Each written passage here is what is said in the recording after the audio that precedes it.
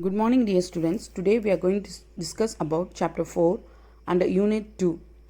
Unit 2, forms of business organization. Under that we are going to discuss about sole proprietorship. Students, when a business is started and run by a single person, it is termed as sole proprietorship business. We shall move on with introduction. A business organization is an organization which is engaged in some industrial or commercial activity. That is, a business organization means it may be industry or any companies involving commercial activities. It may be owned and controlled by a single business individual or by a group of individuals who have entered into a formal or informal agreement to jointly conduct the business. So every business undertaking is a separate and distinct business unit. It has its own identity and separate ownership.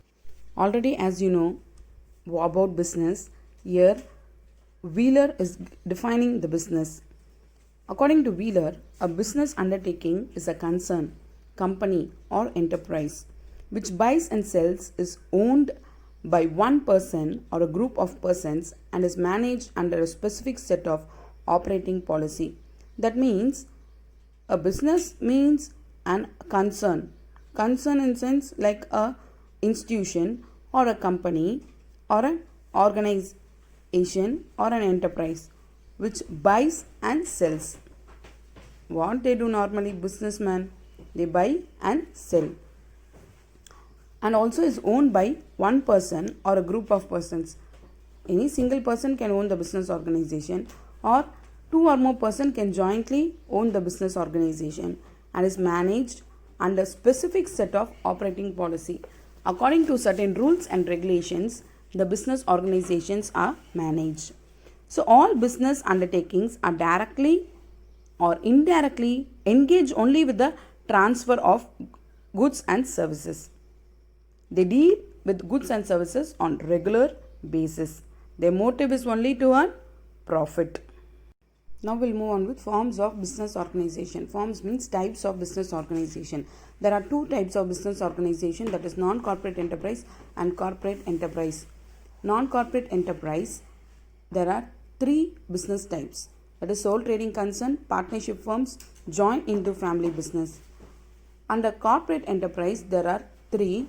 That is government, private and cooperative. Students, corporate is different from cooperative.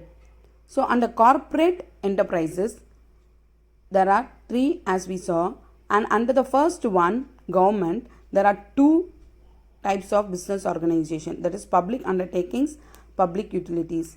And next comes private. Under that, there is one business organization, that is joint stock companies. Students, I'll give the meaning of non-corporate and corporate. Non-corporate enterprise is since need not be registered, it is not compulsory to be registered, and also it is dependent on the ownership. Ownership is essential. Here, in case of corporate enterprise, it is to be compulsory register. The organization should be registered compulsory, and it is independent of the ownership because the control normally belongs to the government. So it is independent of the ownership. Here the owner will not carry on the business activity. The owner will not have its ownership of the business organization. So what is the first type of enterprise under forms of business organization? That is non-corporate enterprise. Under non-corporate enterprise, what is the first one? Sole trading concern. So first we'll discuss about sole trading concern. Okay. Sole proprietorship is a form of business organization in which an individual alone introduces own capital, uses own skill and intelligence in the management of its affairs, and solely responsible for the results of its operations. So here only a single individual will carry on the business activity, and he will be the owner of the business organization. So that single person will be responsible for all the operations that is taken place in the business organization. This sole trading business only was evolved when the start of business organization, and also it is the oldest among all the other business enterprises. It is also known as individual entrepreneurship. To raise the required capital, the individual may depend mostly on his own savings, or else he may borrow part or whole from his friends or relatives or other financial institutions. That is, only that individual who starts the business organization, he has to invest his capital. The capital, if is not sufficient to start a business organization, he may even borrow from his friends or from relatives or from other financial institutions. There is no legal formalities to start this type of business organization. For example, if one wants to start a restaurant, has to obtain a license alone from the health department of the Municipal Corporation. Next, we'll move on with the definition of sole trader. First definition given by J.L. Hansen. He says, sole trader is a type of business unit where a person is solely responsible for providing the capital, for bearing the risk of the enterprise, and for the management of business. So according to him, the sole trader means the sole owner of the business. He is only responsible for providing the capital, that is, for investing the capital, for bearing all the risk that has taken place in the business organization. The sole trader alone is responsible for managing the business. Next definition is given by Wheeler. According to him, sole proprietorship is that form of business organization which is owned and controlled by a single individual. He receives all the profits and risk, all of his property, in the success or failure of the enterprise. So he says it is an organization owned and controlled by only single person. So that single person only has to enjoy the profits when he receives profits, and he has to bear the loss when he receives the loss. Next, we'll move on with features of sole trading concern. First feature is ownership by one man. This is owned and controlled by single individual. As you know, the sole trader contributes only the required capital. He is not only the owner of the business. Since he is a single person, he has to manage all the affairs of the business. Next feature is freedom of work and quick decision. Since he is a single owner, he can take his decision without consulting anybody. Next feature is unlimited liability. Liability means state of being responsible for something. So here, in case of sole proprietorship form of organization, the liability is unlimited. When this business assets are not sufficient to pay the debts from his personal property alone, since he is a sole owner. So no other go. If there are any liability or any debts, the person alone has to repay it. Next feature is enjoyment of entire profit. So the profit when occurs in the business organization, he alone will enjoy. There is nobody to share the profits. Absence of government regulation. So this is also main feature because no legal formalities are observed in case of formation or its management or in its closure of business. Next feature is no separate entity. No separate entity in sense the sole trading organization comes to an end with the death, disability, insanity and insolvency of the individual. The last characteristic feature is maintenance of secrecy. So secret can be maintained easily in case of sole proprietorship business, since he is the only person who manages all the affairs of the business organization.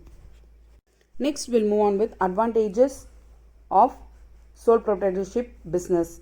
Here, first advantage is easy formation. So it is easy to form the business organization, particularly sole trader form of organization, since there is no legal formalities. Any person who is having capital and capable of starting a business can start easily. Next advantage is incentive to hard work. Next advantage is incentive to hard work. Here there is a direct relationship between effort and reward. Since he is the only person, single person managing the business organization, the entire profit will be taken by that single person alone without sharing with anybody else. This induces him to work hardly and ceaselessly. Next advantage is small capital. Small capital is enough to start the sole trading form of organization. Next advantage is credit standing. Since his private properties are held liable for satisfying business debts, he can get more financial assistance from others with the help of his properties. Next advantage is personal contact with customers. Since he is the sole owner, he will have direct contact with the customers and he tries to know about the customers easily, and he will also supply the goods according to their taste and preferences. Thus, he can cultivate personal relationship with the customers. So it helps to develop the business more and more, and also it helps that particular single individual, single proprietor, in order to supply the goods according to the consumer needs and wants. Next advantage is flexibility. The sole trader can easily adjust himself to the changing requirements of the business. So with this, students, advantages gets over. Next we'll move on with disadvantages. Disadvantages means drawbacks. So the first drawback is limited capital. Since only limited capital is contributed by the individual, if he wants to expand his business, it will not be sufficient. That capital will not be sufficient for him in order to expand the business organization. Next drawback is limited managerial skill.